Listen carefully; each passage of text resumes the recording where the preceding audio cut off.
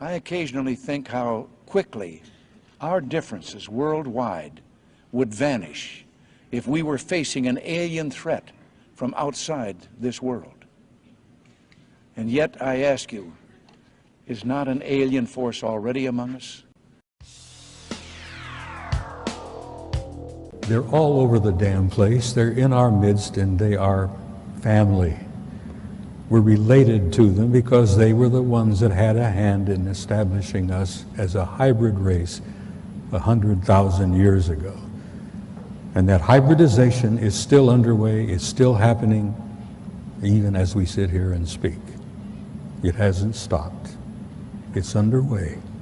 They have different agendas. Some of them are nice folks and some of them are not. As I said, they have different agendas, but they're all around. The one in the upper left-hand corner there is another self-luminous object that moves all over the place. That object is over 2,000 miles long. It is an artificially constructed object, over 2,000 miles long. It's about 500 miles in diameter. Can you imagine a technology and a society that can build an object 2,000 miles long for 500 miles in diameter? Oh, this is an object that flew up and knocked the Soviet satellite out of orbit some years ago. The Soviets sent up a damn first-rate satellite. No one believed me, even from those few people that I was able to share this experience with, that this is true. But luckily, with the development of the ufology and many great people out there that are doing the research and providing the video evidence. So as you can see, this is on infrared. That is why his black and white is from STS-63. 63, sorry, and they are trying to locate the Mir space station. They cannot locate the Mir space station because more than 100 objects are appearing and disappearing from the radar. Those are the same type of craft that I observed on the asteroid belt between Mars and Jupiter.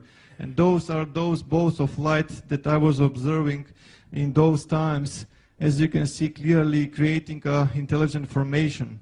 And they wanted to take pictures of one of the moons. They wanted to take pictures of Phobos, one of the two moons of Mars.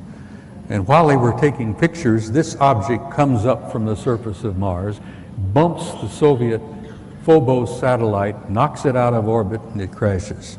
Next picture, please. What you see there is a picture of Phobos, the moon, and I mean artificial moon of Mars, and below it you see an object that the Soviets said measured roughly 15 kilometers in length.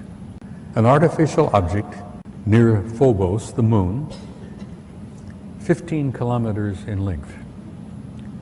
Next picture, please.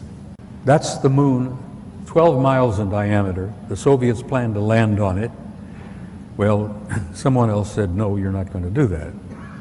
But that is a picture of Phobos, which they've all concluded is an artificial satellite.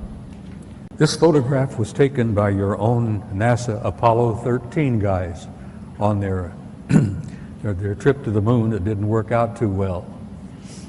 And many of you may have heard rumors about the story, but Apollo 13 had a small nuclear device aboard. And they had been told by the guys that ran NASA that they were going to land on the surface, going to place this small nuclear device. And then when they all left and came back aboard and came back, they were going to detonate it and study the reverberations of this nuclear device, study the seismology of the moon, because they've been convinced for some years that the moon is basically hollow. It appears to be somewhat of an artificial satellite.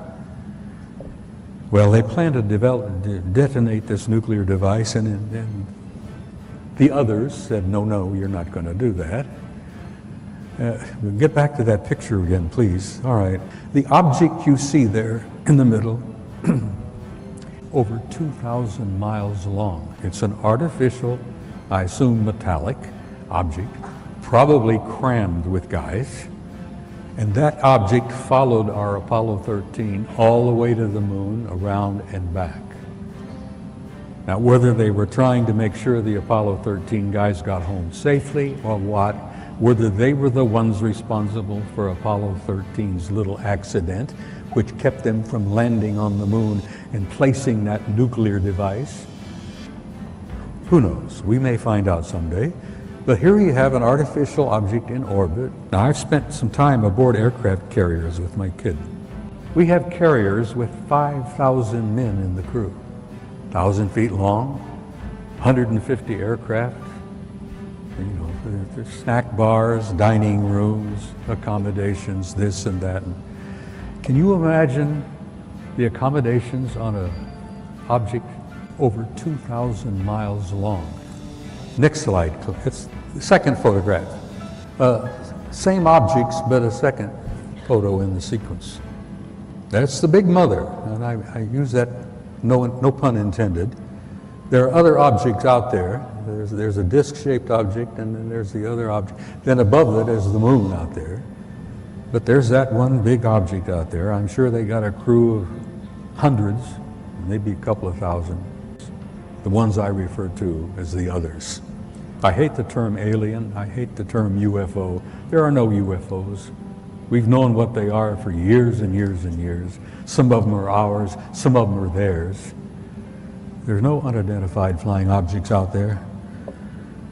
They're all identified. I've tried to impress upon you the seriousness of it, the seriousness of the cover-up and the lies they've been telling you, the importance of why you need to know as much as you can know. And you need to be presented with the material because, damn it, you all deserve the truth. You have a right to know and you have a need to know because you are the people that this whole damn thing is all about.